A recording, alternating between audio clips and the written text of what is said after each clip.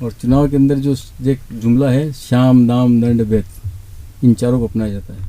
NOTA के vote आ रहे हैं आपके 100 से ऊपर, तो ऐसी स्थिति में चुनाव को निरस्त करना चाहिए और पुनः आवेदन लेके प्रत्याशियों का चयन करके दोबारा चुनाव होने चाहिए। जबकि ऐसा आज हमारे हिंदुस्तान के कानून में ऐसा नहीं है। ये चीजें होनी चाहिए ताकि जनता निष्पक्षता से अच्छे लोगों का चुनाव कर सके। आप देखेंगे कि जब से लागू हुई है तो एजुकेशन का स्तर नीचे लेवल पर बहुत बड़ा भी है। सही बात है, बिल्कुल बड़ा। लोग अब कहने लग गए हैं कि 10वीं तो होना ही है, तो वो उसका कारण कहीं ना कहीं ये है कि आगे जाकर क्या पता मुझे मौका मिले और मैं चुनाव लड़ूं। चुनाव करने का अधिकार जो दिया गया है संविधान में, वो जनता को दिया गया है। जनता ही उसका चुनाव कर सकती है। जब वोट लेने आते हैं तब तो बिल्कुल संपर्क करते हैं, बात करते हैं, होता है, लेकिन जब वापस वो अगर समस्या लेके वहाँ पहुँचता है तो उसका नंबर भी नहीं आता है। ये कड़वा सत्य है।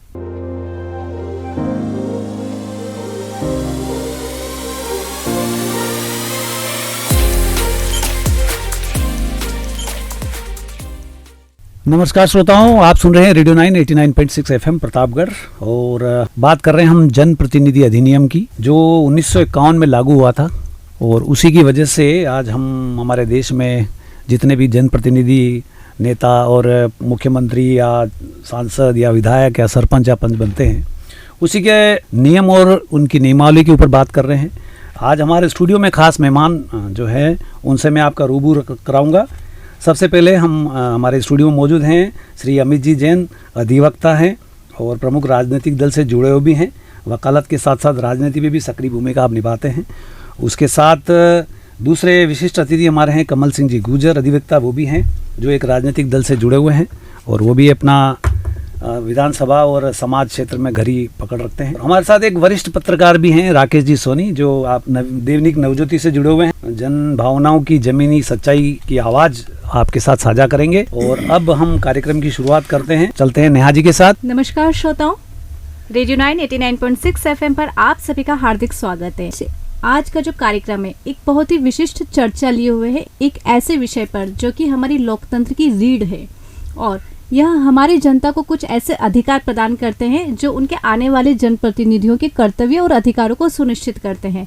तो आइए श्रोताओं, आज मैं आरजे नेहा हमारे स्टूडियो में पधारे हुए समस्त मेहमानों का स्वागत करती हूँ कि उन्होंने बहुत ही महत्वपूर्ण समय हमें दिया और आप जनता के लिए कुछ ऐसी जरूरी जानकारी साझा करी जो आपके अधिकार और कर्तव्यों की रक्षा करेंगी। तो सबसे पहले मैं यहाँ पर पधारे हुए जो हमारे अतिथि हैं उनसे मैं यह जानना चाहूँगी कि हमारे जनता भी जानना चाहेंगे कि जो आज का हमारा विषय है जनप्रतिनिधि अधिनियम 1951, उसकी आज की जो राजनीति है उसमें क्या प्रासंगिकता है और क्या यह जो जनप्रतिनिधि अधिनियम 1951 में जितना महत्वपूर्ण था उतना ही आज भी है और जनता के किस प्रकार के अधिकारों को यह सुनिश्चित करता है। तो अमित जी से यह प्रश्न का उत्तर जानना चाहूंगी। जनप्रतिनिधि अधिनियम है उसकी आज की राजनीति में क्या प्रासंगिकता है? देखो, जो अधिनियम ये बनाया गया है जनप्रतिनिधि अधिनियम 1951 जी, इस अधिनियम के तहत ही सभी प्रकार के चुनाव किए जाते हैं और जो इसमें रूल्स और रेगुलेशंस बनाए गए हैं उसके आधार पर ही हम सरपंच से लेकर प्रधानमंत्री तक को चुनकर सीट पर विराजमान करने का कार्य करते हैं। जी बिल्कुल।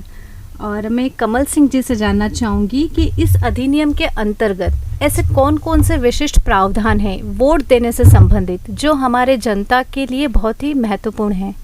इस अधिनियम के अंतर्गत जनता को वोट देने का और निष्पक्षता लाने का, पारदर्शिता लाने का और जनप्रतिनिधियों की क्या योग्यताएं रहेगी और उनके चुनाव की प्रक्रिया क्या रहेगी, मतदान कैसे होगा, मतगणना कैसे होगी और निर्वाचन कैसे घोषित की गई, सारे तथ्यों का समावेश किया गया है और निष्पक्ष प्रजातंत्र के लिए बहुत ही महत्वपूर्ण अधिनियम है।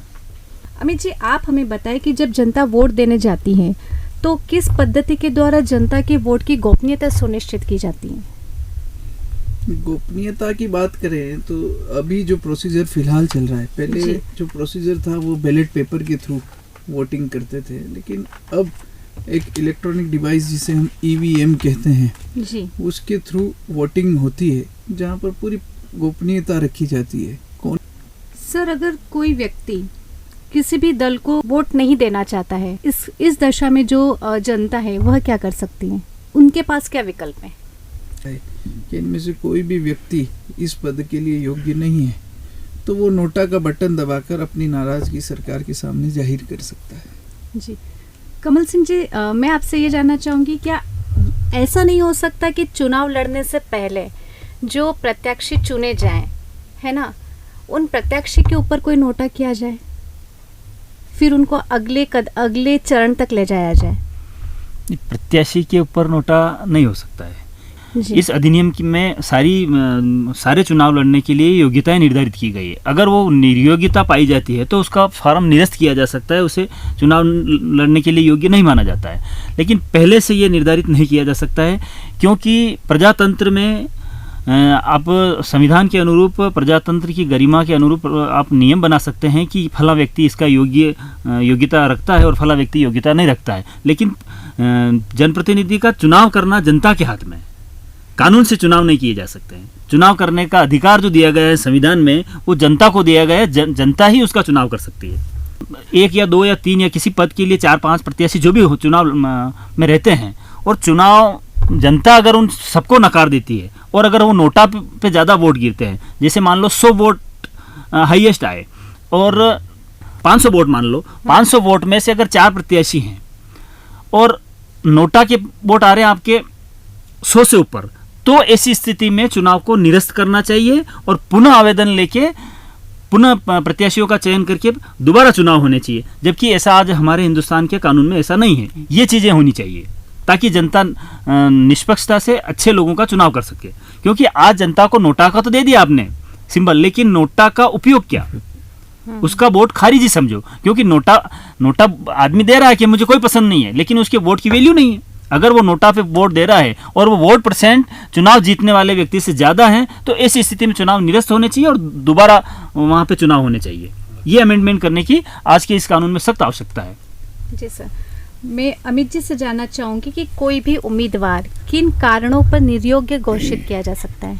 निर्योग्य घोषित करने के लिए बहुत सारे नियम इस अधिनियम में बताए गए हैं। जी। जैसे कि मुख्य रूप से जो जनता को समझने की बात है, एक तो 3 संतान वाली है, प्लस उसका कोई क्रिमिनल रिकॉर्ड है।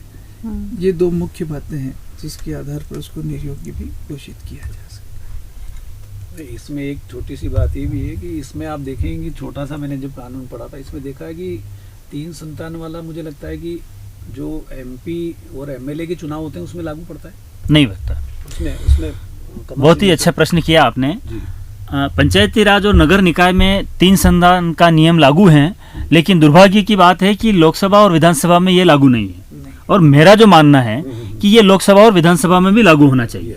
और एक बात और बताना चाहूँगा सर आपको, 3 संतान वाला नियम भी नगर निकाय और पंचायती राज में है, और शिक्षा का अनिवार्यता भी पंचायती राज और नगर निगम में। लोकसभा और विधानसभा में एजुकेशन के लिए कोई कॉलम नहीं दिया गया है, कोई योग्यता तय की गई नहीं है। जबकि विधानसभा और लोकसभा में कानून बनाए जाते हैं, वहां तो शिक्षा का आवश्यक होना बहुत महत्वपूर्ण है। जब तक हम ये मापदंड तय नहीं करेंगे, तब तक स्वतंत्र लोकतंत्र को स्थापित करना बहुत मुश्किल है और निष्पक्षता से कानून बनाने भी बहुत मुश्किल है।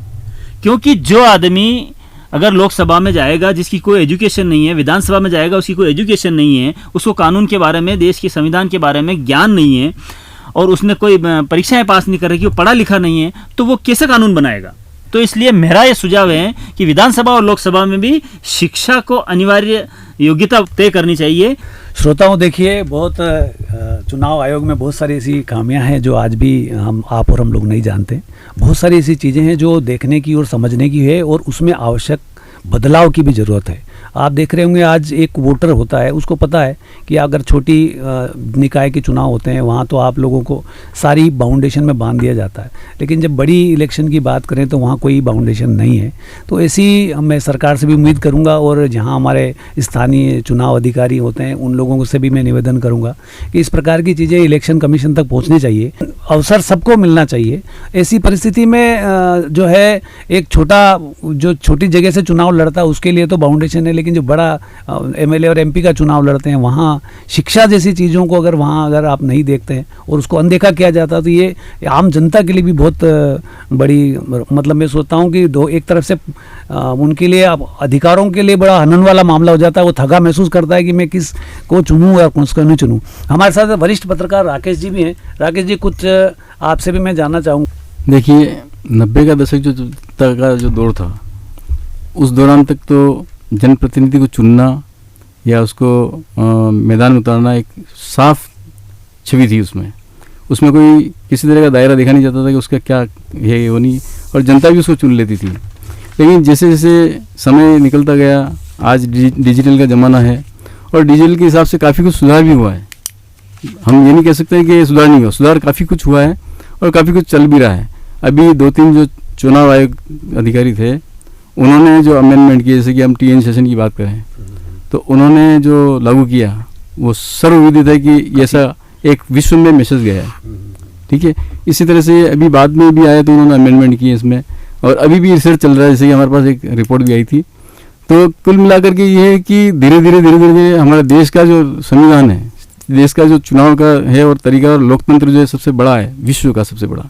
और इसको लेकर के कई देशों ने रिसर्च भी किया कि भारत के अंदर अनपढ़ ज़्यादा हैं, लेकिन 2 बार हुआ है सब। हम अगर चाहें तो कोरोना काल की बात भी करें, कोरोना काल में भारत को बदनाम किया गया था, लेकिन जब स्थितियां सामने आई तो सबसे जो व्यवस्थित काम हुआ तो इंडिया से हुआ, और इंडिया ने ही दूसरे देशों को भी ठीक किया है। तो कहने का मतलब है कि भारत भले ही चाहे शिक्षा के क्षेत्र में पीछे रहा हो और धीरे धीरे आगे बढ़ भी रहा है, हर क्षेत्र में आगे बढ़ रहा है। सार्वजनिक में जैसे चुनाव की बात हम करें तो चुनाव के मामले में काफ़ी कुछ अभी सुधार की ज़रूरत है। स्थानीय स्तर पर ज़्यादा ज़रूरत है, चूँकि लार्ज स्केल पर तो काम हो ही रहे हैं। और ऐसा नहीं है, आप देखेंगे तो बहुत सारे बड़े लीडर्स हैं जो इतने ज्ञानी और इतने मतलब सुलझे हुए हैं कि हर चीज़ को वो सामने रखते हैं। और अभी एक चीज़ और हुई थी सेंट्रल में कि चुनाव आयोग ने सारे दलों को साथ बुला करके उनमें से स्पष्ट बात करी कि ये जो दल हैं काम करने योग्य नहीं है, इनका कोई अस्तित्व नहीं है, तो इनको खत्म करने का काम भी अभी चुनाव आयोग कर रहा है, जो कि सर्वविदित है। बहुत बढ़िया। प्रतापगढ़ की बात करें तो प्रतापगढ़ में सभी सीटों पे आरक्षण है। मेरी भाषा जहाँ तक मैं समझता हूँ, आरक्षण किसको दिया जाता है? बहुसंख्यकों को दिया जाता है कि अल्पसंख्यकों को दिया जाता है? और अगर बहुसंख्यक की अगर बात करें तो हमारे यहाँ अल्पसंख्यक में जनरल कैटेगरी के लोग आते हैं और बहुसंख्यक है। और ऐसी स्थिति में आरक्षण के प्रति जो मतलब कन्फ्यूज़न वाला जनता के मन में भी है। मैं कल या परसों जो हमारे एक डिबेट हो रही थी उसमें एक ग्राम पंचायत ऐसी, उस ग्राम पंचायत में देखे तो पूरी ग्राम पंचायत में 5 से 6 जनजाति के लोग थे और सारी पूरी आबादी जो है वो जनरल कैटेगरी ओबीसी की थी। अब वहाँ सरपंच बनाने के लिए बड़ी समस्या हो गई। तो आप सभी से, तीनों से मैं आग्रह करूँगा कि इस पे थोड़ा अपना थोड़ा सा सोच जो है वो आप जनता के साथ साझा करें। क्या ये व्यवस्था अभी वर्तमान समय में हमारे क्षेत्र के लिए क्या ठीक है?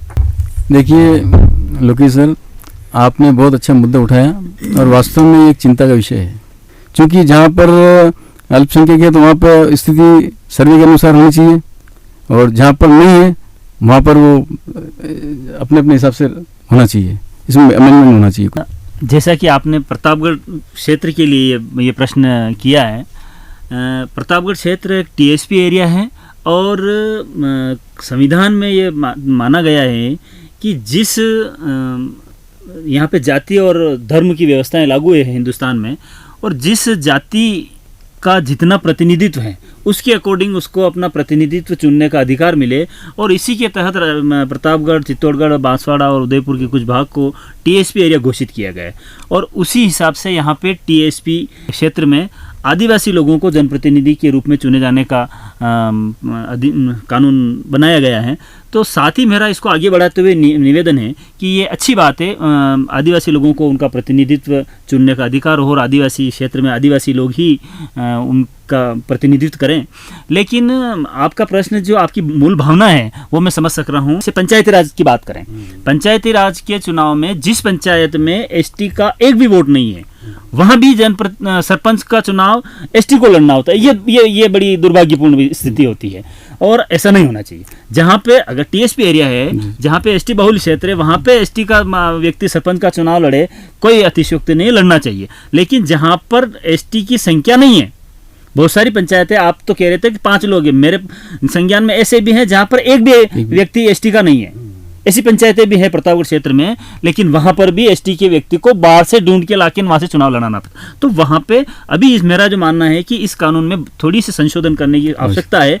जैसे प्रतापगढ़ नगर क्षेत्र हुआ, बांसवाड़ा नगर क्षेत्र हुआ, डूंगरपुर नगर क्षेत्र हुआ, मेरा तो यहाँ तक भी व्यक्तिगत सुझाव है कि प्रतापगढ़ विधानसभा लोकल को भी जनरल करनी चाहिए। बांसवाड़ा और डूंगरपुर शहरी जो विधानसभा अलग बना के इसको भी जनरल करनी चाहिए, ताकि इस टीएसपी एरिया में आदिवासी समुदाय के साथ जनरल और ओबीसी के लोग भी जनप्रतिनिधि के रूप में काम कर सके और इस क्षेत्र का सर्वांगीण विकास कर सके। पूर्ण है कि आपने जो प्रश्न किया बहुत अच्छी बात है कि इसमें संशोधन की जरूरत है। पंचायती राज और नगर निकाय में भी जिन पंचायतों में अगर 10-20% 30% से कम जनसंख्या एसटी की है, वहां पे जनरल और ओबीसी को चुनाव लड़ने का अधिकार प्रदान करना चाहिए।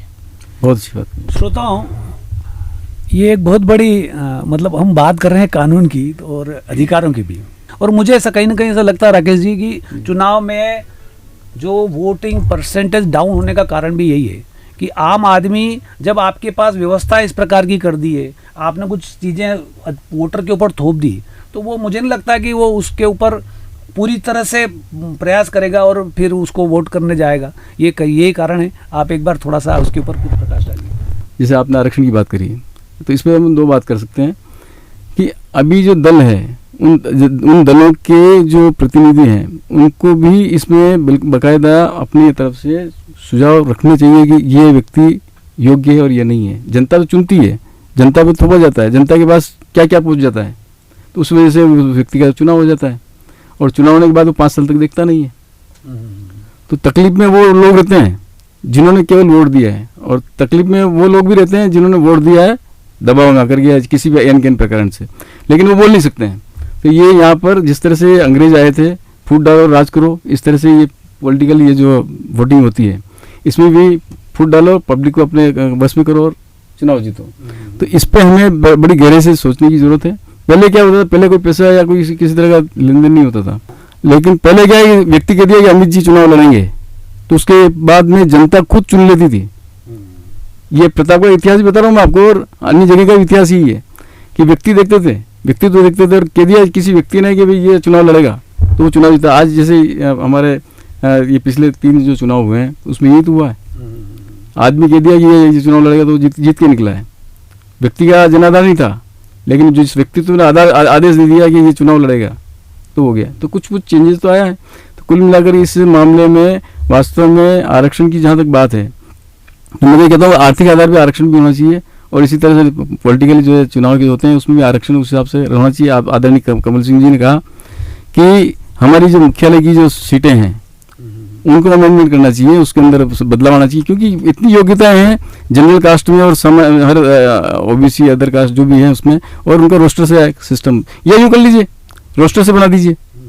ये तो कर सकते हैं ना कि लॉटरी सिस्टम होता है, ऐसे नगर परिषद के चुनाव में या किसी भी जिला परिषद चुनाव होते हैं उनमें देखिए प्रतापगढ़ जिले की एक सीट पहले जनरल बनी थी, जो बद्रीलाल जी पाटीदार जिला प्रमुख बने थे, उसके बाद फिर वो एससी हो गई।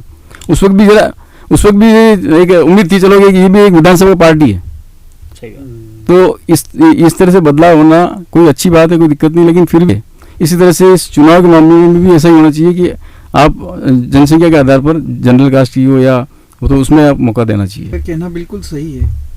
देखिए ये जो स्थिति, क्योंकि आप बात कर रहे हैं हमारे प्रतापगढ़ क्षेत्र की, तो ये स्थिति इसलिए यहाँ पर बनी क्योंकि इसको टीएसपी क्षेत्र घोषित कर दिया गया। जैसा राकेश जी ने बताया कि पहले हमारे जिला प्रमुख बद्रीलाल जी बने थे जो कि जनजाति के नहीं थे। तो मेरा तो ये मानना है कि भारत देश में लोकतंत्र है और यहाँ पर जनता को अपना नेता चुनने का अधिकार है। तो इस केस में तो आरक्षण होना ही नहीं चाहिए। इसमें क्यों आरक्षण हो, जब जनता को चुनना है भाई, जहाँ पर मान लीजिए कि किसी भी जाति का ज़्यादा बाहुल्य है, लेकिन वहाँ पर योग्य जनता उसको मानती है जो कि माइनॉरिटी में है, तो वो क्यों नहीं बन सकता नेता। तो जैसा राकेश जी ने बताया कि ये एक रोस्टर पद्धति जैसे नगर में होती है हमारे वार्ड्स में कि ये जनसंख्या के आधार पर लॉटरी डलेगी, और तो वैसा ही यहाँ पर भी होना चाहिए। जनता को स्वतंत्र करना चाहिए अपना नेता चुनने के लिए, तभी विकास चरम सीमा पर पहुंचेगा। और अगर ये नहीं होगा तो पार्टी जो राजनीतिक दल है वो भी मजबूर होंगे कि हमको जो क्राइटेरिया है उसके आधार पे ही एक व्यक्ति उसमें से चुन के लाना है। और बहुत सी बार ऐसा होता भी है कि राजनीतिक दल एक मतलब कंप्लीट मैन को नहीं ढूंढ पाती है, लेकिन मजबूरी के कारण जो नियम है उसके कारण उनको उसी जाति के व्यक्ति को टिकट देना पड़ता है। जैसा कि आप लोगों ने बताया कि बहुत सारे ऐसे गांव हैं जहाँ पर जनरल ओबीसी संख्या है, जनजाति के लोग नहीं है, तो वहाँ पर भी हमको जनजाति के व्यक्ति को चुनना पड़ता है, जिसके कारण बहुत सारी परेशानियों का सामना करना पड़ रहा है। तो चुनाव आयोग से और इस रेडियो एफएम के जरिए मैं यही निवेदन करना चाहूँगा कि इस आरक्षण को थोड़ा सा बदलाव लाना चाहिए और रोस्टर बेसिस एक बहुत अच्छा विकल्प है इसका। उसके आधार पर चाहे पंचायत के चुनाव हो या कोई भी चुनाव हो, उस पर उसको रोस्टर बेसिस पर हम एक लागू कर सकते हैं शुरू में। अमित जी बहुत अच्छी बात कही आपने। इसमें मुझे एक अच्छी बात आपकी लगी कि जो विकास की धारा है वो इसी वजह से रुक जाती है निश्चित रूप से, क्योंकि चुन तो लिया आपने लेकिन वो टारगेट पे रहते लोग, इसने मेरे को वोट नहीं दिया, इसने मेरा ऐसा किया वैसा किया, उसको ये कर दो वो कर दो। कुल मिलाकर के हमारा संविधान है और संकल्प हम प्रतिज्ञा लेते हैं और बाकायदा जो उसमें संविधान में नियम है उस तरह से ये होता है कि जब सीट पे व्यक्ति आ गया उसके बाद सब समान होते हैं, कोई दल नहीं कोई कुछ नहीं, सिर्फ उसको विकास का काम करना है। लेकिन आज स्थितियाँ ये नहीं है, तो इस पर भी बदलाव होना चाहिए। आपकी मैं बात से सहमत हूँ कि विकास तभी हो सकता है कि इसमें बाकायदा बदलाव हो और जो योग्य व्यक्ति उसको मौका मिलना चाहिए। कि जो सीट पर चुनकर आ गया है उसको ना जात देखना है, ना पात देखना है, ना ऊंच देखनी है, ना नीच देखना है। सबको हमारा कॉन्स्टिट्यूशन समान स्तर पर रखने की बात कहता है। बिल्कुल। एक तरफ हम ये बात कर रहे हैं और दूसरी तरफ हम आरक्षण देकर इसी बात को कॉन्स्टिट्यूशन को चैलेंज कर रहे हैं। तो जहाँ तक मेरा सोचना है ये अच्छी बात है कि सभी को मौका मिलना चाहिए, और तो एक रोस्टर बेसिस हो सकता है। लेकिन आप बोल दो कि एक ही जाति को या एक ही उसको दे दें हर बार, तो बाकी लोग इससे डिमोरलाइज होंगे और जो अच्छी प्रतिभाएं हैं हमारे क्षेत्र में वो दबेगी कहीं ना कहीं। तो सबको मौका मिलना चाहिए। इन गलत चुनाव से या गलत जनप्रतिनिधि चुनने से हमारे डेवलपमेंट पे क्या असर पड़ता है उसका? बिल्कुल, आपने अच्छा प्रश्न किया है। निश्चित ही अगर जनप्रतिनिधि आपका सक्रिय नहीं होगा, जो जिसमें एजुकेशन नहीं होगी, जिसको क्षेत्र के बारे में नॉलेज नहीं होगा, ऐसे अगर जनप्रतिनिधि को मजबूरी में अगर जनता को चुनना पड़ेगा तो निश्चित ही उस क्षेत्र के विकास में कहीं न कहीं बाधक बनेगा। ये बात सही है कि जो जनप्रतिनिधि होता है उसको क्षेत्र के बारे में, क्षेत्र की जनता के बारे में, क्षेत्र की समस्याओं के बारे में पूरी तरह से ज्ञान होना चाहिए, ताकि वो उस क्षेत्र की समस्याओं को विधानसभा या लोकसभा या जहाँ जिस लिए प्रतिनिधि चुन रहे, चाहे प्रधान हो, पंचायत समिति सदस्य हो, जिला परिषद हो, जिला प्रमुख हो या नगर निकाय हो या विधानसभा या लोकसभा में हो, तो वहाँ जाके वो अपनी क्षेत्र की समस्याओं को उठा सके और उस क्षेत्र की समस्याओं का समाधान करा सके। और निश्चित ही कि योग्य व्यक्ति के चुने जाने से क्षेत्र का विकास अधिक होता है। बिल्कुल, आपकी बात मैं सहमत हूँ। और निश्चित रूप से इसमें अगर अमेंडमेंट होता है तो ही हमारे चाहे जिले का हो, प्रदेश का हो या देश का हो, विकास तभी संभव हो सकता है कि हम इसमें अगर बदलाव लाएं। और योग्यता के आधार भी व्यक्ति का चयन होना चाहिए। और अभी जैसे जिस तरह से डिजिटल का ज़माना आ गया है और उसमें जो जब चेंजेज आए हैं, तो निश्चित रूप से मैं जहाँ तक सोचता हूँ कि बदलाव आएगा। लेकिन आज हम कई जगह देखते हैं, जनरली जब वोट लेने आते हैं तब तो बिल्कुल संपर्क करते हैं, बात करते हैं, होता है, लेकिन जब वापस वो अगर समस्या लेके वहाँ पहुँचता है तो उसका नंबर भी नहीं आता है। ये कड़वा सत्य है। मुझे अच्छी तरह से 90 के दशक का मुझे अच्छी तरह ध्यान में कि जब एमएलए चुना जाता था साहब कमल सिंह जी सर, तो वहाँ पर व्यक्ति की व्यवस्था की जाती है कि ये व्यक्ति उसका लेगा डाटा और सीधा बॉस के पास जाएगा और वो जो है वापस उसका जवाब वो देता रहता है। जैसे अभी वर्तमान व्यवस्था है सीएम साहब की, कोई भी सीएम रहे उनके वहाँ से अगर आप एक लेटर भेज रहे हो तो उसका जवाब पूरा आएगा। तो इस तरह की व्यवस्था एमएलए के वहाँ इस तरह की व्यवस्था, या एक जन पार्षद है उसके वहाँ भी ऐसी व्यवस्था होनी चाहिए ताकि जनता से सीधा जुड़ाव रहे। ये अयोग्य व्यक्ति से क्या विकास पर असर पड़ता है? निश्चित ही पड़ता ही है। एक बहुत अच्छा नियम सरकार ने नीचे लेवल के जो चुनाव है पंचायत के या नगर निकाय के, यहाँ पर एजुकेशन लागू की है, तो उसके कारण एक बहुत अच्छा असर भी पड़ा है। आप देखेंगे कि जब से लागू हुई है तो एजुकेशन का स्तर नीचे लेवल पर बहुत बड़ा भी है। सही बात है, बिल्कुल बड़ा। लोग अब ये कहने लग गए हैं कि 10वीं तो होना ही है, तो वो उसका कारण कहीं ना कहीं ये है कि आगे जाकर क्या पता मुझे मौका मिले और मैं चुनाव लड़ूं। तो एजुकेशन इज मस्ट। जैसे यहाँ पर लागू है 10वीं है, मैं तो कह रहा हूँ इसको ग्रेजुएशन करना चाहिए, क्योंकि हम नेता चुन रहे हैं और जहाँ विचार है वहीं विकास होंगे। विचार होगा ही नहीं तो विकास कैसे होगा। और ये जो लागू होना चाहिए हर एक चुनाव पर होना चाहिए, चाहे वो पंच हो, सरपंच हो, सभापति हो, पार्षद हो, विधायक हो और सबसे महत्वपूर्ण सांसद हो। इस देश को कानून देने वाला तो सांसद ही है।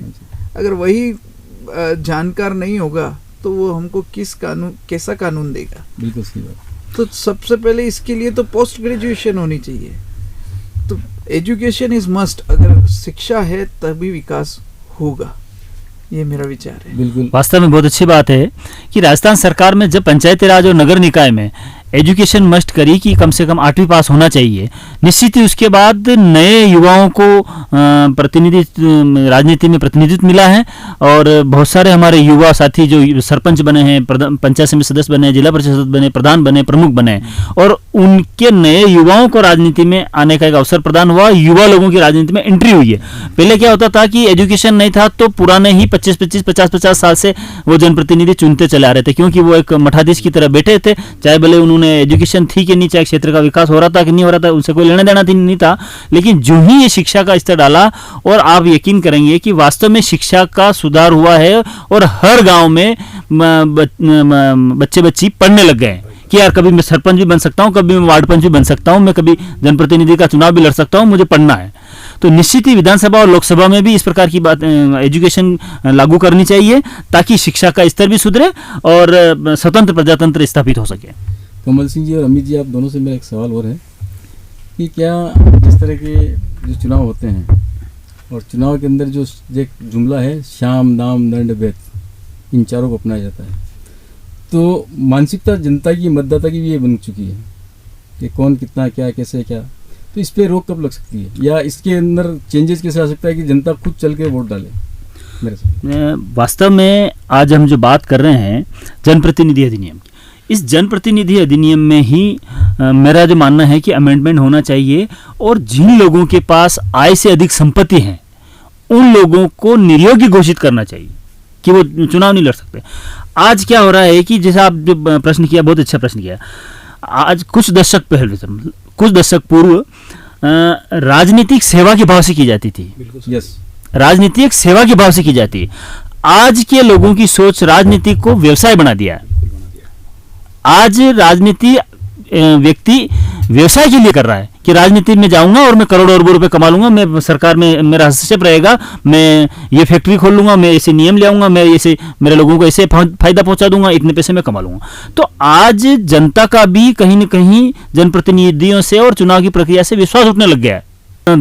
धनबल वाले लोग हैं, वो लोग आज विधानसभा और लोकसभा में पहुंच रहे हैं। ईमानदार आदमी धक्के खा रहा है, दरी बिछा रहा है, चाहे किसी भी पार्टी का कार्यकर्ता हो, पदाधिकारी हो, ईमानदार आदमी को अवसर प्रदान नहीं किया जा रहा है। आज सुबह में आप भैरू सिंह शेखावत जी का एक वीडियो सुन रहा था। भैरू सिंह शेखावत जी मंच से भाषण दे रहे थे, कहाँ का मंच था मुझे नहीं पता, आज मैंने एक वीडियो सुना था सुबह ही। वो यूं कह रहे थे कि आप वोट करने जाओ, आपको यह नहीं देखना है कि ये किस जाति का है। कि बहुत सारे लोग देखते हैं कि भैरू सिंह चुनाव लड़ रहा, मतलब राजपूत देखते हैं कि भैरू सिंह को चुनाव वोट देना, भैरू सिंह को राजपूत समझ कर वोट नहीं देना है। वो ईमानदार है कि नहीं है। अगर जनता सोच लेगी कि साहब मुझे ईमानदार व्यक्ति को जनप्रतिनिधि चुनना है, तो निश्चित ही देश को सोने की चिड़िया बनाने से कोई नहीं रोक सकता। जी, आप अमित जी, जो आपने प्रश्न पूछा है कि राजनीति में आजकल शाम दाम दंड और भेद सभी यूज होने लग गए। देखिए, जैसा देश वैसा भेष, ये चल रहा है। इसके लिए नेता तो जिम्मेदार है ही, लेकिन कहीं ना कहीं जनता भी जिम्मेदार है। अगर जनता लेना बंद कर देगी तो देंगे किसको? जनता को ये सोचना चाहिए कि हमें हमारा नेता चुनना है, हमें विकास चुनना है। आज मैं राजनीतिक पार्टी की बात नहीं करूं, आज हम सब ने तीसरी बार प्रधानमंत्री जी को चुना है, और अभी क्यों चुना है? विकास देखकर चुना है। तो यही चीज जनता को छोटे चुनाव में भी लागू करनी चाहिए, क्योंकि हमें रहना यहाँ पर है। यहाँ पर एक रिपोर्ट कार्ड चुनाव आयोग को बनाना चाहिए कि 5 साल ये व्यक्ति वार्ड का पार्षद रहा, या 5 साल ये व्यक्ति सभापति रहा, या ये व्यक्ति विधायक रहा।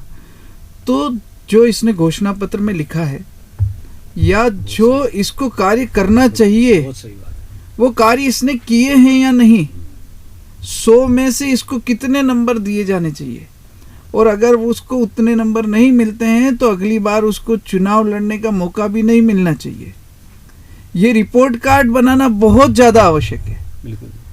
और तभी जनता के साथ भी न्याय होगा, और ये जो साम दाम दंड भेद है ना, सब बंद होंगे और लोग विकास की ओर ध्यान देना चालू करेंगे। कि रिपोर्ट कार्ड में फेल हो जाऊंगा तो ये दंड भेद कहीं काम नहीं आना है। तो श्रोताओं, इस डिबेट में एक छोटी सी बात अच्छी समझ में आ रही है कि सभी लोग मिलके विकास चाहते हैं, और आप और हम सबका भला चाहते हैं, और हम सब मिलके देश का भला चाहते हैं।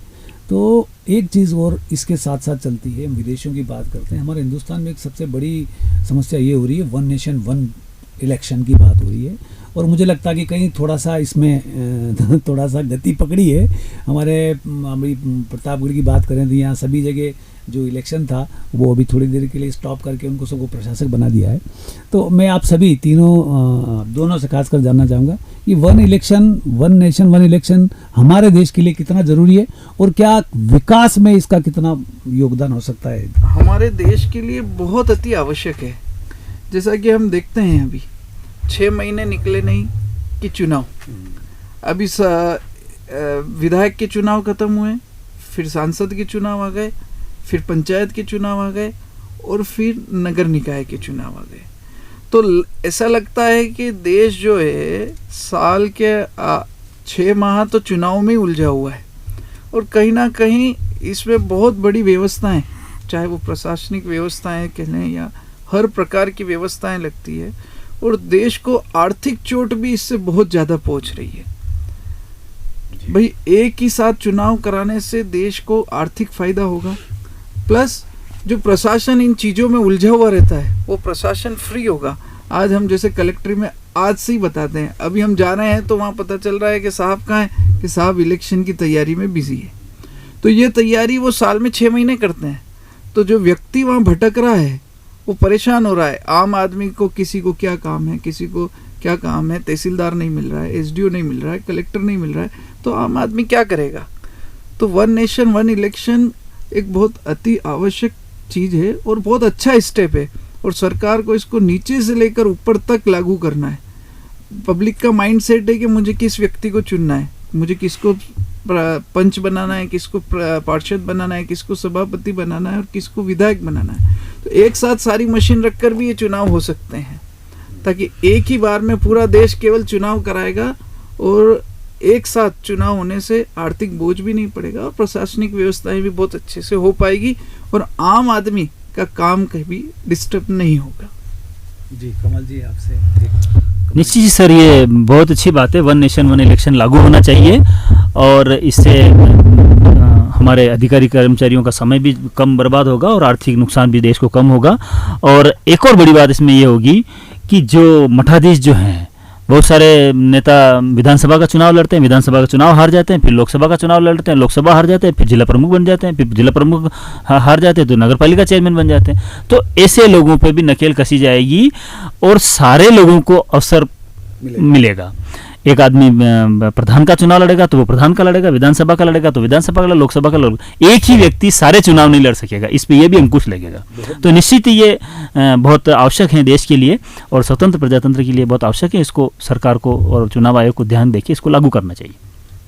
बिल्कुल साहब, आप दोनों ने बहुत अच्छी बात कही। इसमें कुछ और संशोधन की जरूरत भी है। जैसे एक एमएलए चुनाव लड़ चुका है, हार गया, या पहले जीत गया फिर हार गया, फिर उसके बाद सांसद का चुनाव लड़ के जीत गया, तो ये जो प्रक्रिया है आर्थिक बोझ वाली, उसको कम करने के लिए जो जहाँ से एक बार चुनाव लड़ा, चाहे वो हार गया या जीत गया, उसके सारी सुविधाओं में कमी होनी चाहिए।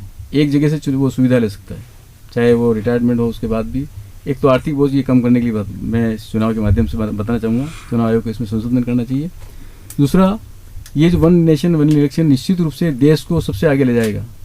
सोने की चिड़िया बनने से कोई रोक नहीं सकता है। भ्रष्टाचार खत्म होगा और व्यक्ति को सोचने का मौका नहीं मिलेगा कि मैं किसको ये करूं, किसको प्रभावित करूं। ना ही वो नेता, ना मतदाता।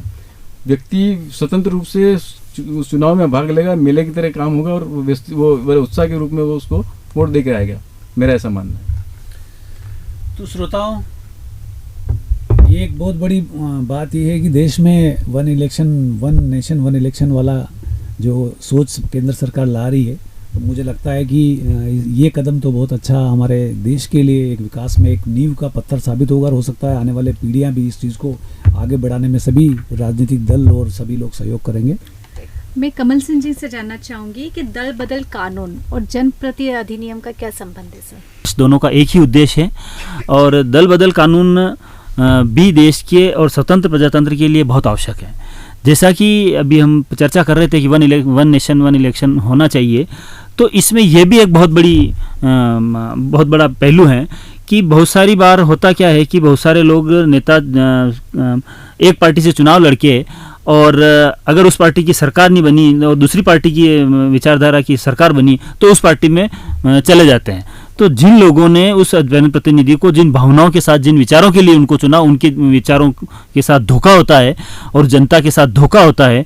और बहुत सारी बार ऐसा होता है कि वो इलेक्शन एक दल बदल कानून के तहत जाने से वो वहाँ के चुनाव निरस्त किए जाते हैं। जैसे अभी कुछ समय पहले मध्य प्रदेश में हुआ था, तो जनता पे आर्थिक बोझ कितना बढ़ता है। 15 महीने में सरकार गिर जाती है। सरकार ने पूर्ण बहुमत से एक पार्टी की विचारधारा को जनता ने चुना और वहां पे ये दल बदल नेताओं की वजह से और दल बदलू नेताओं की वजह से वहां पे सरकार गिर जाती है। तो सरकार गिर जाती है तो प्रदेश पे कितना आर्थिक भार बढ़ा, अधिकारी कर्मचारियों को कितना समय जाया हुआ, वापस इलेक्शन हुआ। तो निश्चित ही इसे दल बदल कानून को और मजबूत करने की आवश्यकता है और जो आदमी दल बदल करता है उसको नियोग्य घोषित करना चाहिए, उसको दोबारा चुनाव लड़ने का अधिकार समाप्त करना चाहिए। भाई आप जिस विचारधारा जो आप जनता के बीच में आप विचारधारा लेके गए, जो जनता के बीच में आप अपने सुझाव लेके गए कि साहब मुझे आप चुनाव में इस फला पोस्ट के लिए चुनाव लड़ रहा हूं और मुझे आप मैं ये काम आपके क्षेत्र में करने वाला हूं, ये विचार मेरे रहेंगे, ये काम मैं काम करना हूं, और उस विचारधारा पे उसके आपके जो मैनिफेस्टो हैं उसके आधार पे जनता ने आपको चुना और आप अपने निजी स्वार्थ के लिए दल बदल लेते हो। ये बहुत ही गलत बात है और इसको और सुधार की आवश्यकता है।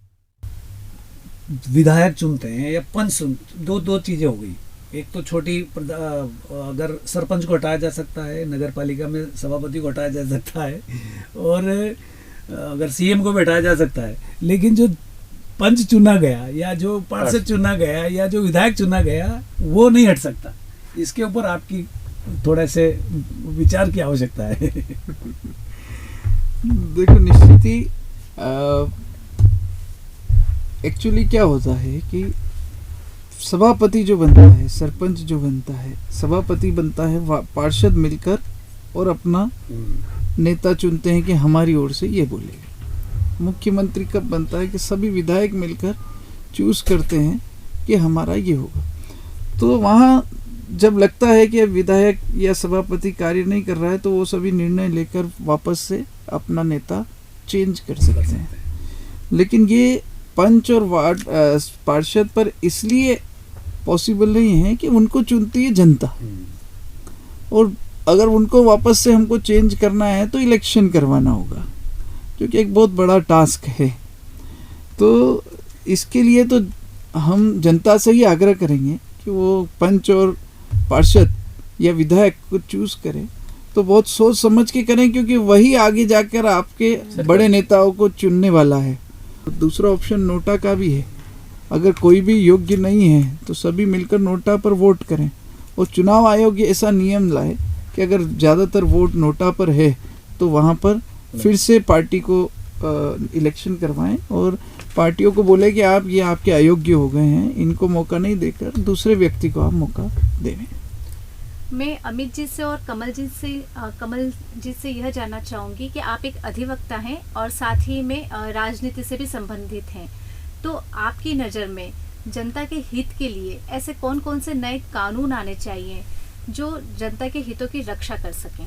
तो चुनाव से संबंधित सबसे पहले जो कानून आना चाहिए और जो सबसे महत्वपूर्ण है वो है कि एजुकेशन। एक एजुकेशन का क्राइटेरिया लागू होना चाहिए सरपंच से लेकर संसद के चुनाव तक, और पोस्ट के आधार पर वो एजुकेशन का स्तर बढ़ते रहना चाहिए कानून में। जैसे हम छोटे चुनाव में 10वीं है, तो बड़े चुनाव जैसे बढ़ते आ रहे हैं तो 12वीं, ग्रेजुएशन और पोस्ट ग्रेजुएशन। सांसद और विधायक के लिए तो मिनिमम पोस्ट ग्रेजुएशन होना अति आवश्यक है। इससे क्या होगा, ये जनता के हित में ही है, क्योंकि अगर विचार होंगे तो ही विकास होगा। अगर आप पढ़ेंगे, लिखेंगे, समझेंगे, तभी तो आप बात आगे रख पाएंगे, कानून बना पाएंगे या देश को चला पाएंगे। तो एक सबसे महत्वपूर्ण कारण जो है कि शिक्षा का स्तर हर लेवल पर हमको अनिवार्य करना है, ये एक कानून होना चाहिए। दूसरा, जैसा मैंने पहले भी बताया था, एक रिपोर्ट कार्ड हर एक नेता का बनना चाहिए। सबसे इम्पोर्टेंट, आज जैसे मुझे जनता ने पार्षद चुना है तो मेरा रिपोर्ट कार्ड बनाना चाहिए आयोग को, या फिर जो भी निर्धारित करे सरकार कि अमित 5 साल अगर पार्षद रहा है तो अमित को 5 साल में ये कार्य करने थे, उसने उसमें से कितने कार्य किए हैं। तो ये एक रिपोर्ट कार्ड वाला कानून भी अति आवश्यक है। तो उससे क्या होगा कि जो नहीं करेगा वो अपने आप अयोग्य घोषित हो जाएगा और अगली बार चुनाव आयोग उसको चुनाव लड़ने का मौका नहीं दे। तो 2 ये जो कानून है ये बहुत आवश्यक है। अगर ये हो जाएंगे तो निश्चित ही देश की दशा और दिशा दोनों ही बदल जाएगी और जनता कभी भी अपने आप को ठगा हुआ महसूस नहीं करेगी। आपकी नज़र में ऐसे क्या उपाय हो सकते हैं जो जनता को सीधे इन राजनीति व्यक्ति से जोड़ें, कि जैसे जो मुख्यमंत्री हैं, विधायक हैं, इन लोगों तक आम जन की पहुंच चुनाव में जीतने के पश्चात बहुत ढीली हो जाती है। लोगों को अपनी शिकायतें वहां पर दर्ज कराने में या उनका समाधान लेने में बहुत मुश्किलें आती हैं। मतलब चुनाव से पहले तो जो राजनीति नेता होते हैं वे जनता से सीधे रूबरू होते हैं, लेकिन चुनाव जीत जाने के बाद इन्हीं जनता को इन विधायकों के पास जाने में या जो भी जनप्रतिनिधि हैं उनके पास जाने में काफी मुश्किलों का सामना करना पड़ता है। जी, तो उसकी पार्टी होती है और पार्टी में व्यक्ति को, एक विश्वास पात्र व्यक्ति को दायित्व देना चाहिए। हाँ, जो कि ईमानदार हो और पूरी तरह से उसकी बात को जनता से लेकर के उसके तक पहुंचा सके। जी, और वह व्यक्ति जो जिसने जनता ने चुना है वह व्यक्ति अपनी पूरी शिद्दत के साथ, पूरे दमखम के साथ सरकार के सामने अपनी बात रखे कि मेरे क्षेत्र में ये चीज़ कमी है और ये वहाँ पे ऐसा हो रहा है। कई बार देखा गया है कि सिर्फ पार्टी स्तर पे चुन लिए जाते हैं और बाद में पता लगता है कि वो संसद में जाके, विधानसभा में जाके सिर्फ बैठे हैं। तो ये अब चलने वाला नहीं है। तो इसमें बदलाव के लिए राष्ट्र का जो सबसे बड़ा युवा मतदाता है जागरूक हो चुका है। हमने कई बार देखा, अभी पिछले 3 दशक के जो चुनाव है, यानी 1.5 दशक के चुनाव, इसमें प्रधानमंत्री जी ने विशेषकर युवाओं को जोर दिया है और युवाओं को जोर देने की वजह से कई युवा सांसद बने हैं, कई युवा विधानसभा में विधायक बने हैं। और साथ में रोजगार की हम बात करें तो रोजगार का भी काफ़ी कुछ स्तर बढ़ा है। आप अगर देखें, एनालिसिस होता है हमारे पत्रकारों की संपादक मंडल से निकलती है, उसमें भी कई बार इसके विचार आते हैं। तो ये जो बदलाव जब तक नहीं करेंगे, चुन लिए गए, खुद को पता नहीं कि हम किस लिए चुने गए, तो मतलब नहीं इसका। और ये चीज़ आज के विधायक, सांसद या जो भी पार्षद बनता है उसको समझाने के लिए युवा वर्ग बहुत एक्टिव हो चुका है। युवा मतदाताओं की वजह से ही आज बदलाव काफ़ी कुछ देखने को मिल रहा है। आप इस पर एनालिसिस करेंगे, पता लगेगा आपको निश्चित रूप से कि जब तक जो चुनाव के लिए तैयार हो गया है कि भाई मुझे चुनाव लड़ना है और मुझे बनना, और मैं वो जीत भी गया है, जीतने के बाद उसका दायित्व बनता है कि पार्टी में जो व्यक्ति है उसको वो देवे मौका कि मेरा ये विश्वासपात्र आदमी या देखेगा और किसी प्रकार की, किसी तरह की उसमें नहीं आएगा। तो निश्चित रूप से इसमें बदलाव आ सकता है और ये विकास की एक धारा में बहुत अच्छा एक मैग्नेट जा सकता है। मैं भी इस प्रश्न का उत्तर देना चाहूँगा। जैसा कि आपने पूछा कि चुनाव लड़ने के बाद विधायक, सांसद ये कैसे जनता से डायरेक्ट कांटेक्ट में रह सकते हैं, तो इसके लिए एक बहुत सुगम व्यवस्थाएं बना रखी है। जनता से वार्ड, हर एक वार्ड में पार्षद को चुना जाएगा, फिर सभापति होगा और सभापति के बाद नेक्स्ट स्टेप आएगी विधायक और विधायक के बाद होता है सांसद। तो सिस्टम ये होना चाहिए कि जो विधायक या सांसद चुने गए हैं वो उस क्षेत्र के पार्षद जो भी वो समस्या लेकर जाए, तो पार्षद को इतनी पावर्स होनी चाहिए कि वो विधायक को अपनी बात कह सके और उस पर तुरंत एक्शन हो। क्योंकि इस प्रतापगढ़ की बात करें तो यहाँ पर करीब 2.5 लाख से अधिक वोट हैं, तो हर एक व्यक्ति से डायरेक्ट टच में रहना विधायक के लिए संभव नहीं है। लेकिन जो वार्ड पंच और पार्षद है वो कुछ है, तो उनसे वो संपर्क में रह सकता है। बस अब विधायक, जो जनता है वो समस्या अपनी वार्ड पंच या पार्षद को बताएं और विधायक और संसद को ये चाहिए कि जो पार्षद या वार्ड पंच लिख कर दे रहा है आपको, उसका तुरंत निराकरण हो। यही एक माध्यम है जो व्यवस्था बना भी रखी है, लेकिन अब ये कितनी लागू करें या कैसे हो सकती है, इसके लिए कुछ होना चाहिए। मतदाताओं को जो हम जागरूक करना चाहते हैं, तो जागरूकता में एक शब्द ये भी है कि जिस पार्टी से पार्षद चुनाव हार गया तो दोबारा वो 5 साल तक उसकी सेवा में लगा रहेगा, तभी जाकर के उस देश में उसमें विकास की हम बात कर सकते हैं। जनप्रतिनिधि अधिनियम में अधिनियम 1951 में बना था और उसके बाद 1971 में इसमें कुछ संशोधन हुए थे, लेकिन तब मीडिया, सोशल मीडिया नहीं था। और आज सोशल मीडिया का बहुत बड़ा रोल प्रजातंत्र में है। तो आज के इस अधिनियम में यह भी संशोधन करना पड़ेगा कि आज सोशल मीडिया पे बहुत सारे नेता झूठे वादे करते हैं और एक ट्रेंड चलता है, मैसेज बना के मैसेज डालता है। वो नेता भाषण में नहीं बोलता है, वो बोलता नहीं है, लेकिन उसकी तरफ से एक ट्रेंड बना के गलत तरीके से मैसेज वायरल किए जाते हैं, जिससे जनता को प्रलोभित किया जाता है। तो इस पर भी रोक होनी चाहिए। इस पर रोक लगाने के लिए भी कानून बनना चाहिए, ताकि जनता को झूठे प्रलोभन नहीं दिए जाए। बहुत अच्छी बात है। झूठे प्रलोभन दिए जाते हैं सोशल मीडिया के माध्यम से, और वो चुनाव में वोट ले लेके वो जनप्रतिनिधि चुने जाते हैं। तो इसके ऊपर भी कानून बनना चाहिए। और जो भी कोई सोशल मीडिया पे अभद्र टिप्पणी करता है या जनता को लुभाने के लिए अगर कोई पोस्ट डालता है या जनता को गुमराह करने के लिए पोस्ट डालता है या झूठे वादे करते हैं, इन लोगों इसके लिए भी कानून बनना चाहिए और इस पर रोक लगनी चाहिए। बिल्कुल सही बात कही आप। निश्चित रूप से आपने बहुत अच्छी बात कही है, लेकिन हम देखें तो कानून के दायरे में आदरणीय अमित जी प्रिंट मीडिया और इलेक्ट्रॉनिक मीडिया का बहुत एक स्तर है। अभी भी मान्यता प्रिंट मीडिया को ज़्यादा है। उसी की प्रभाविता, उसी की गुणवत्ता और उसी को सरकार भी और न्यायालय भी मानता है। तो आपका कहना बिल्कुल सत्य है और इसको कानून के दायरे में लाना चाहिए।